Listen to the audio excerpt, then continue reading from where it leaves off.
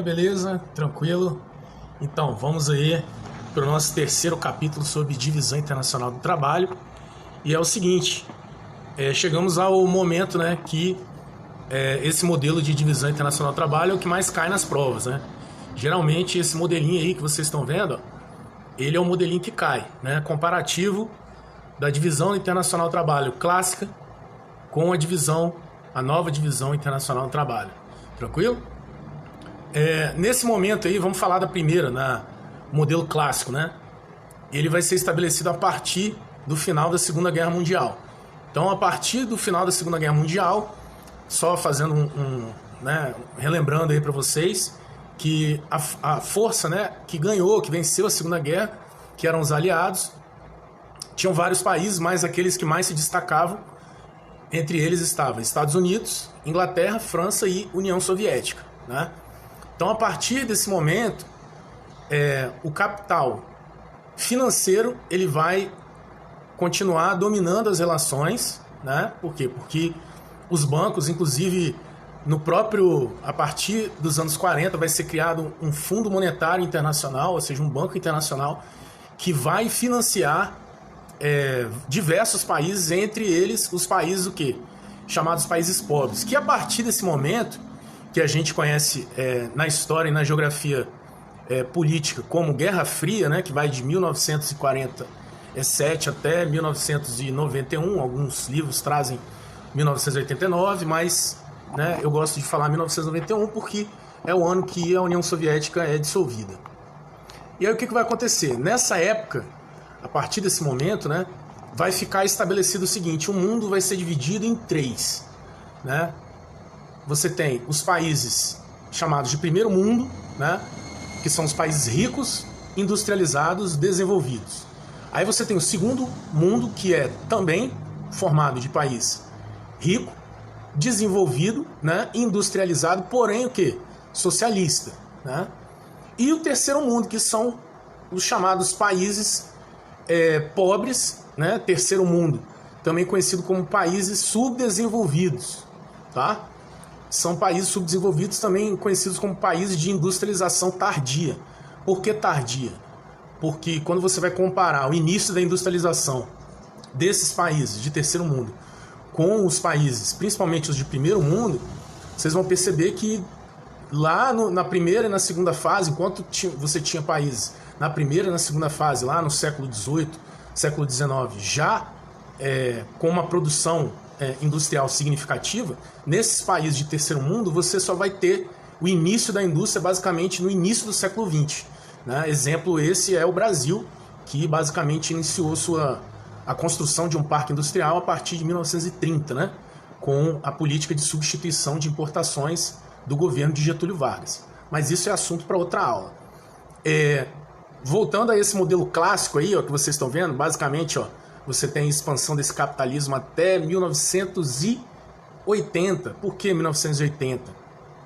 Porque justamente no final dos anos 80, e que vai terminar a Guerra Fria, basicamente essa nomenclatura de segundo mundo vai deixar de existir. Então, automaticamente, a de primeiro e terceiro também não vai ter mais tanta razão de ser, né? Porque é basicamente como se o capitalismo tivesse vencido essa etapa e chegou numa segunda etapa, no final dos anos 80 para os anos 90, em que chega o quê?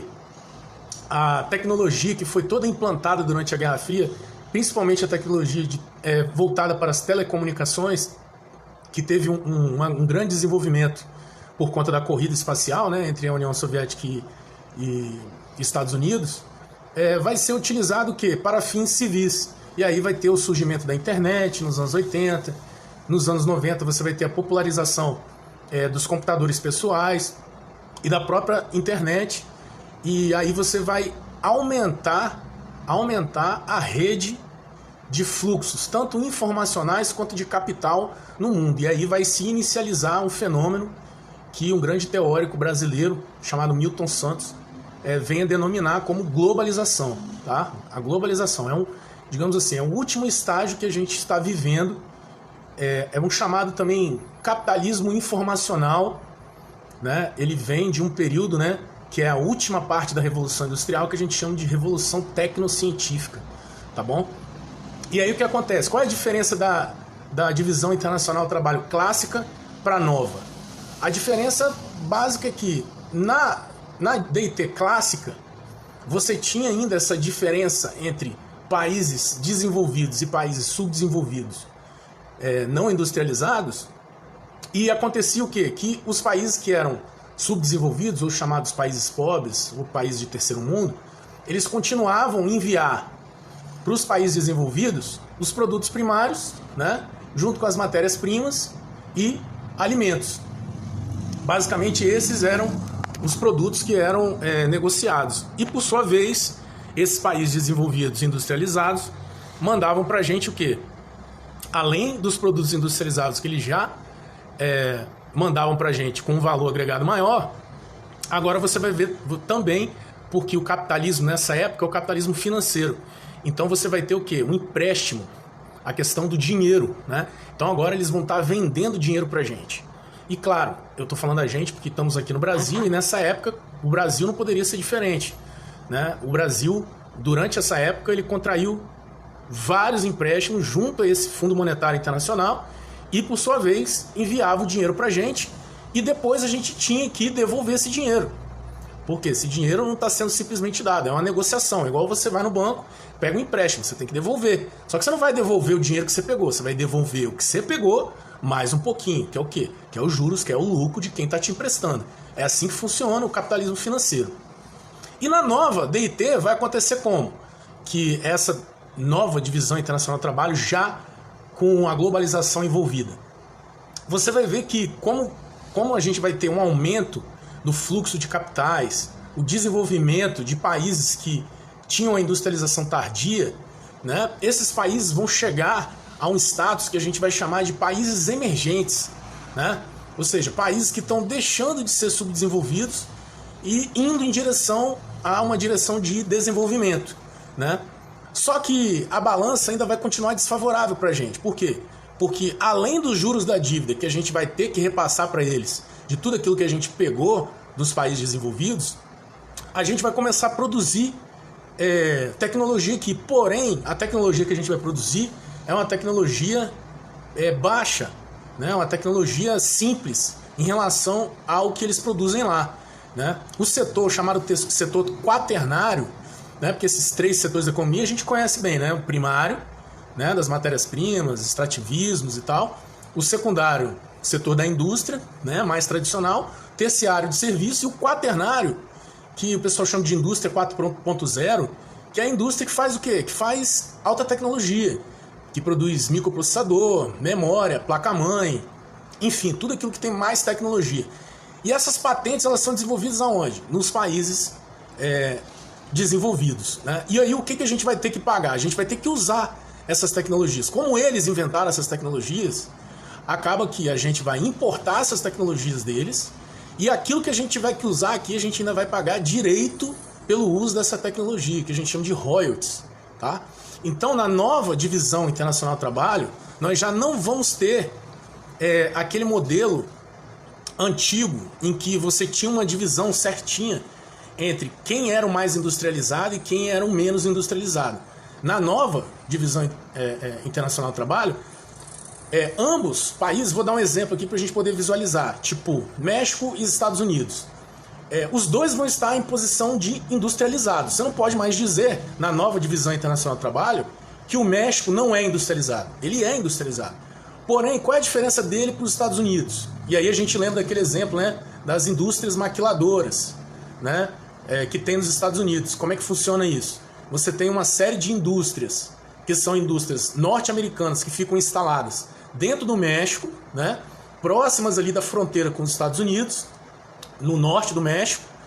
E o que acontece? Essas indústrias, elas produzem os produtos industrializados que são enviados para os Estados Unidos, né? Os Estados Unidos, por sua vez, vende aquilo e repassa as peças de tecnologia para o México, para que o México possa produzir. E aí, qual é o ganho do México com isso? O México ganha na questão da abertura de postos de emprego. Por quê? Porque você tem ali uma mão de obra abundante, né? E uma mão de obra o quê? Barata, né? E claro, isso é uma relação desigual, continua sendo uma relação desigual. Então você tem, na nova divisão internacional do trabalho, você tem o processo de globalização regendo essa relação, né, entre os países. Porém, você tem, de um lado, os países desenvolvidos que produzem alta tecnologia, né, e do outro lado você tem os países que estão em desenvolvimento, alguns até ainda subdesenvolvidos, mas já tem uma industrialização e que produzem o quê? Baixa tecnologia, produtos de baixa tecnologia, né? E aí, claro e evidente, essa relação vai continuar o quê? Desigual.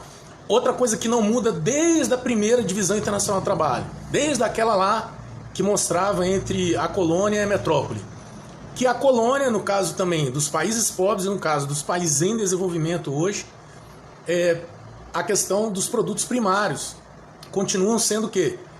O carro-chefe da economia de todos esses países, né?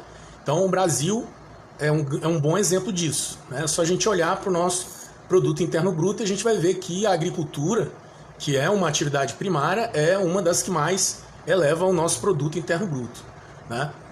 Então, gente, é isso que eu queria que vocês vissem a respeito da divisão internacional do trabalho.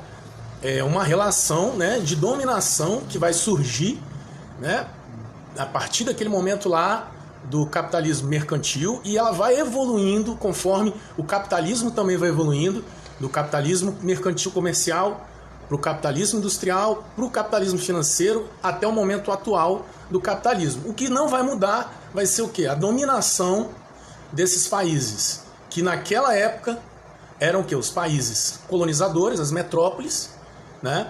E os dominados, que eram as antigas colônias, mesmo depois deles deixando de ser colônias e se tornando países independentes. Essa relação de dominação desigual, ela vai permanecer, né? E nessa relação econômica, nós vamos estar sempre enviando uma quantidade de mercadorias com muito menor valor agregado do que aquilo que eles vendem para a gente.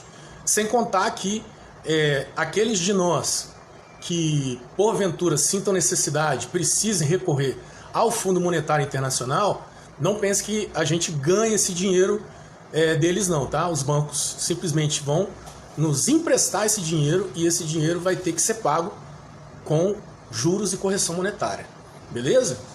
Essa é a ideia que eu queria dar para vocês e é isso aí, tamo junto, me sigam lá no @prof. André Adicto, beleza? É nóis!